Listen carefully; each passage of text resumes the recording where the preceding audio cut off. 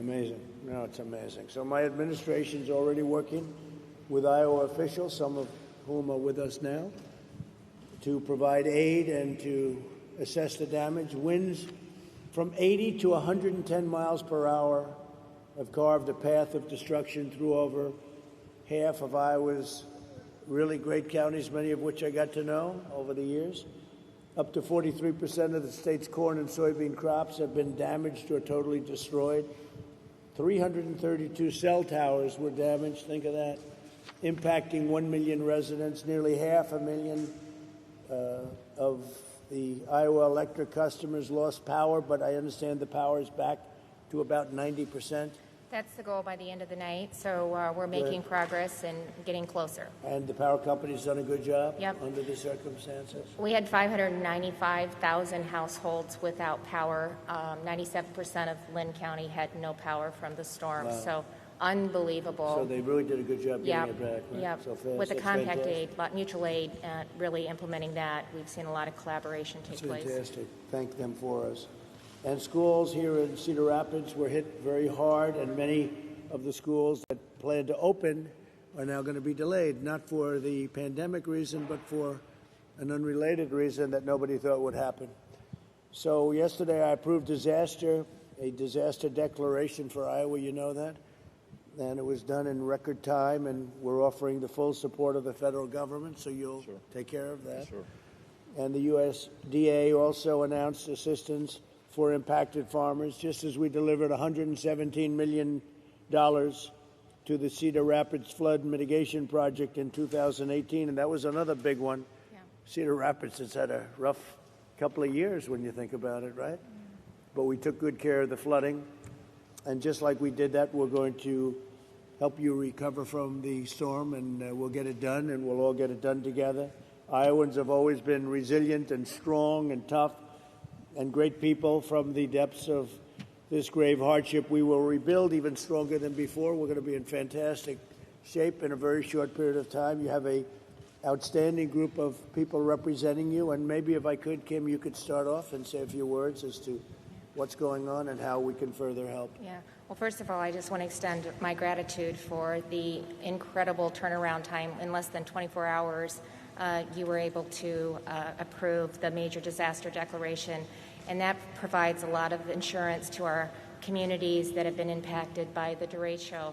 It's basically a 40-mile wide tornado that went through the state of Iowa, 112 miles an hour per wind, up to some of the highest speeds. And as I indicated, 595,000 households without power, significant damage to our electricity and communications infrastructure. But the capacity of our utilities to get people back up has been great. Appreciated Secretary Administrator Gaynor being on the ground yesterday and seeing firsthand some of the damage. 27 counties will be adding more, 16 public assistance in the disaster declaration, 27 getting individual assistance, and that'll have a huge impact on Iowans. And just to really appreciate that. You have to do. Yes, sir, we're on the ground now. How do you compare this in terms of damage with what you had with the flooding a year and a half ago, 2 years ago? So this is just so much widespread. When you think about entire counties that have been taken out, you heard the senator say, over half of our crops have been devastated. We are anticipating these early estimates, about $4 billion worth of damage. 3.7 of that is through agriculture, between the loss of crops and structures, and then... So this is even more than the floods? Oh, yeah. Yes. Wow. More widespread, and we'll have additional counties that will be added. They're working on that right now. The mayors will talk about some of the early estimates that they're seeing, but significant damage. But we will come back stronger and better than ever, and we've got a lot of help, and we just appreciate the quick response that we've been able to. You have your friends from the Army Corps of Engineers. Nobody better. They helped you the last time. You didn't think you'd be back so soon, General, did you? Well, I appreciate the response with the floods. Well, Mr. President, of course, we work for FEMA and the administrator. We're very, very proud to be out here. We've been asked to do some assessments on some of the debris removal. We think they've got about 1.5 million cubic yards, and the state's going to do a lot of that heavy lifting. But whatever we can do to help, the Army Corps is all in. So, Chuck, with that voice, wouldn't he be a great politician? His voice is almost as tough as yours. Not quite. As long as he doesn't run in Iowa. That's a good point. Chuck, what would you like to say? First of all, I think you're coming here and representing the federal government and as President of the United States to show your work and helping us work through this is very, very important. So we thank you for that. And if I were going to compare the 150 miles I traveled from Boone to Cedar Rapids Thursday, Friday, and Saturday last week, the damage to the crops, I've seen corn flat on the ground in my 50 years of farming, but I have never seen it mile after mile and, just flat on the ground, and very little of it recoverable, I think. So that's something to keep in mind. And I think that one of the things that make you proud of Iowans is, I think you probably know, neighbor helping neighbor, and things of that nature. So we thank you for coming, and the widespread damage that you're going to be alerted to, and the homes lost and the power outages and the crop damage is all important. But you're stepping up to help with that declaration, and we thank you. And, it's difficult because you had the largest order of corn in history. Did you know that last week? Yeah. From, of all groups, China. How about that? China. Which, I don't know, makes you think a little bit, doesn't it? Huh? But China made the largest order of corn twice over the last week. So how does that affect an order like that when you have such damage to the crops, to the corn crops? Well, I think last week when the price of grain went up quite a bit, it helps, but then that's going to help those people that have grain to sell, but the farmers that have been hurt with the damaged crop, the only help. But are they able to fulfill an order like that? Will they be able to get an order that big? If that's your question, the answer is yes, because we have so much carryover from the year before. Oh, that's very good. Yeah. That's the two biggest orders of corn in history we got. That's because they think I'm not happy, and I'm not. I'm not happy at all. Just the opposite. Joni, please go ahead. And Mr. President, thank you so much for being here. Really appreciate your time and your assistance to the folks here in Iowa. And the discussion that we had yesterday morning, I thank you for that. And I can tell that you really do care about the citizens on the ground here. One thing that would be helpful, of course, with the impact to the ag economy, the loss of so many crops, is our farmers would love to know that with these gap year waivers that the oil refineries are submitting to the EPA, that we just dispense of those. We not allow them to move forward. Some of these waivers would apply to years 9 years ago, 8 years ago. Our farmers just really need some help this year, obviously, with the crop damage, and that would be a great step forward, is working. So I approved the ethanol, and we did the whole thing with the 12-month and all of the others. Let me ask you, how is ethanol doing with the markets? It's got to be a little bit tough, right? It's very tough right now, and through COVID, we saw a decrease in driving, and so the sales of ethanol have not been up where they should be, and we've seen that all across the industry, the impact. And now after the crop damage, it just sets our farmers even. But they'll be ready when the market comes back. They'll be ready like never before. Yes, they will. And what we need, just help from the EPA to follow the intent of the law with the renewable fuels. Right. We'll speak to them. Standard. I'll speak to them Mr. myself. President. I'll do it myself. Chad, please. Absolutely. Well, Mr. President, let me again commend you, as the senator did, for coming here to Cedar Rapids. I think that sends a strong signal to all Iowans, and certainly thank you for providing the disaster relief funds that you have done so quickly. Don't forget, this has been a very loving area for me. Cedar Rapids has been fantastic, and we've developed a lot of great relationships in Cedar Rapids, so I never had a doubt, really. So, I had the opportunity last week again to talk with Governor Reynolds about the devastation. And of course, FEMA has been here really since day one, and Administrator Gaynor has been here over the last 24 hours, working with the governor and all of her staff on these priorities as well.